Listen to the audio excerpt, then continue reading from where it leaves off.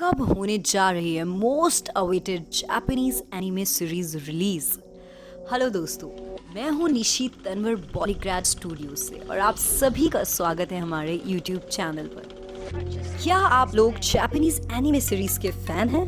क्या आप लोग ये जानना चाहते हैं कि most awaited anime series attack on Titan का अगला सीजन कब हो रहा है रिलीज? क्या आप मांगा सीरीज ने जिस तरह से जीता देश भर के नहीं पूरे एनिमे फैंस का दिल, उसमें क्या एक्साइटिंग आने वाला है ये जानना चाहते हैं? तो बने रहिए मेरे साथ इस वीडियो में। अटैक ऑन टाइटन, जिसका सीजन 4 का ट्रेलर अभी रिलीज हुआ है, ये सीरीज एक एक्शन और डार्क फैंटेसी एनिमे है और उन सभी फैंस के लिए मेरे पास गुड और बैड न्यूज है। गुड न्यूज से स्टार्ट करती हूँ क्योंकि 2020 में हम बहुत सारी बैड न्यूज तो सुन ही चुके हैं। गुड न्यूज है कि अटैक ऑन टाइटन का चौथा सीजन इस अक्टूबर में रिलीज होने वाला है। इसका ट्रेलर रिलीज होते ही मांगा फैंस बहुत एक्साइटेड हैं। इस सीरीज की शुरुआत अप्रैल 2013 में हुई थी। ये सीरीज अब तक की बेस्ट सेलिंग सीरीज बन चुकी है और 2020 में इसका चौथा सीजन रिलीज होने वाला है। अब स्काउट्स, मिकासा, आर्मिन, लेवी इसमें बड़े होने वाले हैं। ट्रेलर फुल ऑन एक्शन और धमाकेदार है और इसके फैंस की उम्मीदें ट्रेलर को देखकर और भी बढ़ गई हैं। इस एनिमे के इतना फेमस होने का रीजन इसका प्लॉट भी कहा जा सकता है, जो कि काफी अनप्रेडिक्टेबल है और साथ में उसका प्लॉट यूनिक है। Humanity lives inside the city surrounded by enormous walls due to titans who feed on humans। अब बात करते हैं उस बैड न्यूज की जिसकी बात मैंने वीडियो की स्टार्टिंग में की थी। तो वो ये है कि सीजन 4 इस सीरीज का आखिरी सीजन है, यानी नो मोर स्काउट्स और टाइटन्स की फाइट। जी हाँ, दुख हो रहा होगा आप सभी फैंस को ये जानकर, लेकिन इसायामा ये मानता है कि हर स्टोरी को राइट टाइम पे एंड करना बेहद जरूरी है। सीरीज के पिछले 3 सीजन्स काफी हिट रहे हैं और उसका प्रोड्यूसिंग संभाला है विच स्टूडियोज ने, लेकिन फाइनल सीजन के प्रोडक्शन की रिस्पॉन्सिबिलिटी है मापा को। मापा पहले भी हिट शोज दे चुका है जैसे डोरोरो, बनाना फिश, यूडी एटसेट्रा एटसेट्रा। तो यानी स्क्रीन के पीछे ऑलमोस्ट सब कुछ चेंज हो गया है, directors, script writers, character designers, सब कुछ। अब इस बैड न्यूज के बाद मैं आपको मोटिवेट कर देती हूँ इस सीरीज के क्रिएटर इसायामा हाजिमे के बारे में बताकर, जिन्होंने इस सीरीज के कॉन्सेप्ट को काफी छोटी उम्र में बनाना शुरू कर दिया था। वो तब महज 19 साल के थे जब अटैक ऑन टाइटन पहले एक वन शॉट बनके शुरू हुआ। I am talking about 2006। Isn't this inspiring? और इस मुकाम तक पहुंचने के लिए उन्होंने बहुत सारे हर्डल्स पार किए हैं, पर उसमें 3 Ds उन्होंने कभी नहीं छोड़ा, जो था determination, devotion and dedication. School में इसायामा का मन पढ़ाई में और स्पोर्ट्स में दोनों में नहीं लगता था, लेकिन जब से उनको मांगा ड्राइंग सिखाए गए तब से उनका मन उसमें लगने लगा और उन्होंने अपने स्कूल से काफी कॉम्पिटिशन्स में हिस्सा लिया और अवार्ड्स भी जीते।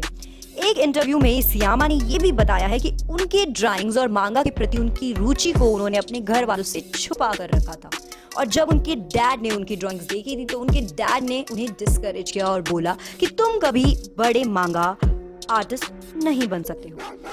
पर उन्होंने अपने घर वालों की बात को ना सुनते हुए अपने पैशन की तरफ ध्यान देते हुए और मेहनत की और इसीलिए उन्होंने एक प्रॉपर एकेडमिक कॉलेज ज्वाइन किया ताकि वो मांगा को अच्छी तरह से सीख सके। जब वो अपना सपना पूरा करने के लिए टोक्यो में जॉब ढूंढने गए थे तब उन्हें वहाँ पर एक छोटे मोटे कैफे में भी काम करना पड़ा था। जब इसायामा का वन शॉट पब्लिक हुआ तब उसने एक इंटरव्यू में बताया कि मांगा उसने तब क्रिएट किया था जब उसने पेन पकड़ना भी नया सीखा था। अटैक ऑन टाइटन्स में जो बड़े बड़े मैन ईटिंग जायंट टाइटन्स दिखाए गए हैं, उसका आइडिया उन्हें जिगोकू सेंसेई न्यूब के कैनाबलिस्टिक मोनालिसा से इंस्पायर्ड है। अटैक ऑफ टाइटन्स की एक कैरेक्टर मिकासा का नाम वर्ल्ड वॉर 1 के एक जापानीज नेवी बैटलशिप से इंस्पायर है। इस्माया हर सीजन के लिए स्टूडियो जाकर वॉइस आर्टिस्ट को हमेशा उनके कैरेक्टर्स के बारे में गाइड करते रहे हैं। इसायामा का घर पहाड़ों के शहर में था और उस शहर के सराउंडिंग में पहाड़ पूरे सर्कल में थे, जिससे उनको अटैक ऑफ टाइटन के सर्कुलर वॉल का आइडिया आया। अटैक ऑफ टाइटन पे मांगा कॉमिक्स और एनिमे सीरीज के साथ साथ अलग वीडियो गेम्स बनाए गए हैं और काफी मूवीज भी बन चुकी हैं।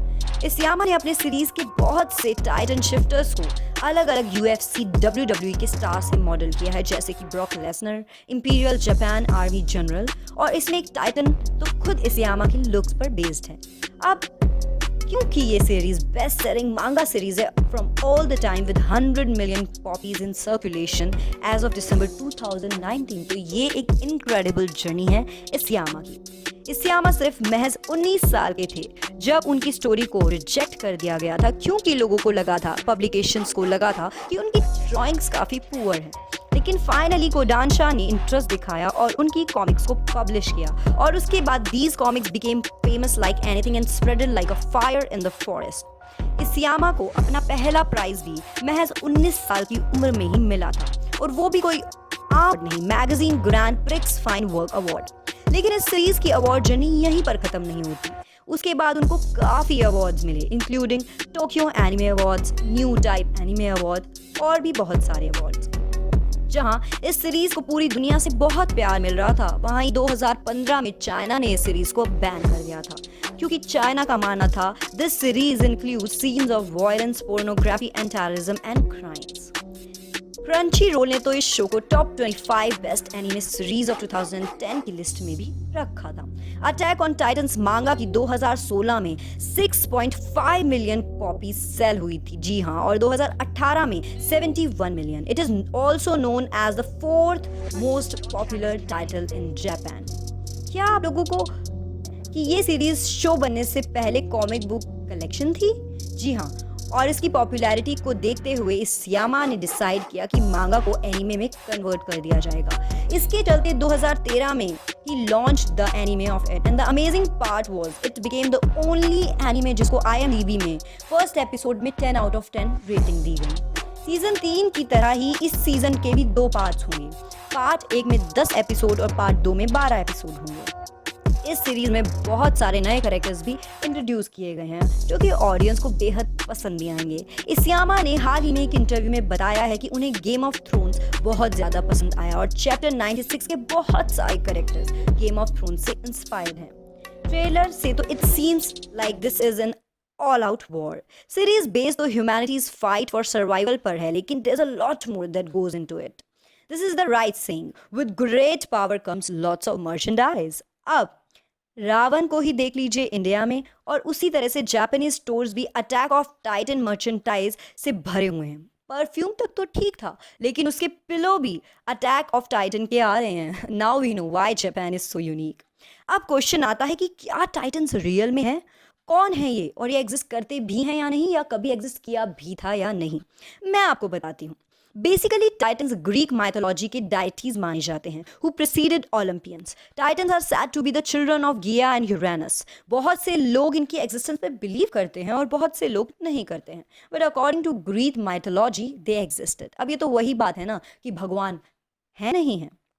Titan is extremely well animated, well written and well compiled. And the list goes on and on and on. Also, very huge amount of money was spent over by the animation studio. Meanwhile, in India, mostly our entertainment industry like Bollywood, daily soaps, reality shows, etc.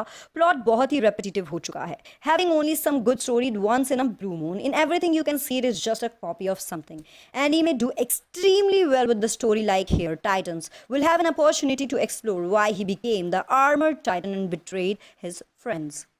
ऐसे ही exciting और new news के लिए हमारे channel के साथ बने रहिए, और इस वीडियो को लाइक, कमेंट, शेयर ज़रूर करें, और सब्सक्राइब करना बिल्कुल नहीं भूलें। मैं निशी तनवर बॉलीग्राड स्टूडियो से आप सभी से विदा लेती हूँ।